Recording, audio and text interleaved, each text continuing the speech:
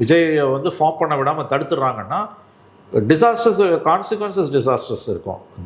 அதாவது வந்து விளைவுகள் வந்து மிக கடுமையாக இருக்கும். He may bounce back like anything. 200 seat அடிச்சு கூட விஜய் ஜெயிக்கலாம். But this parties will be routed. ஏன்னா இது வந்து பீப்புள்ஸ் மேண்டேட்டுங்க. இது 34% ஓட்டு வாங்கியிருக்காரு. அன்ஃபார்ச்சுனேட்லி சீட்டாக கன்வெர்ட் ஆக முடியல. எம்ஜிஆர் 77ல் ஜெயிக்கும் போது 30% ஓட்டு, 130 சீட்டு, சிம்பிள் மெஜாரிட்டிக்கு 12 சீட்டு கூட வந்துடுச்சு. Here it is 34% but 108 seats. Of course, the problem in the system. Seat converted 1/4 of more than 1/3. More than 1/3 of the people who voted for one party na. குறைஞ்சபட்ச democratic norms இருந்தனா you should allow him to become chief minister. விஜய்க்கான mandate இது. விஜய்க்கான mandate. உங்களுக்கு பிடிக்கலாம் பிடிக்காம போகலாம். இது விஜய் மக்கள் விஜய்க்கு வாக்களித்திருக்கிறார்கள். விஜய் முதலமைச்சராக வேண்டும் என்றுதான் வாக்களித்திருக்கிறார்கள். இதை யாராவது தடுப்பார்களே ஆனால் அதற்கான விலையை அரசியல் ரீதியாக மிகப்பெரிய விலையை அவர்கள் கொடுப்பார்கள். கவுத்தாங்கன்னா அடுத்த எலெக்ஷன்ல 200 சீட்டு ஜெயிச்சு உட்காருவார். ஏன்னா இந்த டவுன்ஃபால் டிஎம்கே அண்ட் ஏடிஎம்கே 2 பேருக்குமே நினைச்சு பார்க்க முடியாத டவுன்ஃபால். நான் சொல்றேன் கேப்ரியல், சில கேண்டிடேட்ஸ் நம்ம பார்க்குறோம், ரொம்ப ரொம்ப எளிமையான மனிதர்கள்.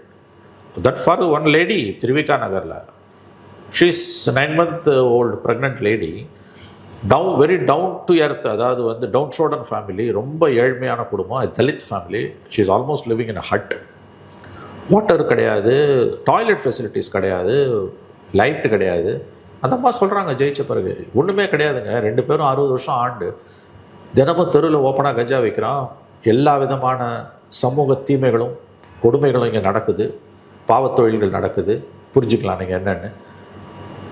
மக்கள் எனக்கு ஓட்டு போட்டிருக்கான்றாங்க. அந்த தொகுதியில் வந்து அவங்கள தோக்கடிப்பதற்கு கிட்டத்தட்ட 20 கோடி ரூபாய் செலவழிக்கப்பட்டிருக்கிறது. Still she one. அதே மாதிரி ஒரு ஆட்டோ டிரைவர், அங்கேயும் 20 to 30 கோடி செலவழிக்கப்பட்டிருக்கிறது. Still he won. விஜய் தொகுதியில் massive money, it was flash like anything. அதாவது வந்து பணம் மழை பொழிஞ்சிருக்குது. 10,000 ரூபாய் ஒரு ஓட்டுக்கு போயிருக்குது. நினைச்சு பார்க்க முடியாத அளவுக்கு பணத்தை இறைச்சிருக்காங்க. ஸ்டில் அவர் ஜெயிச்சிருக்காரு.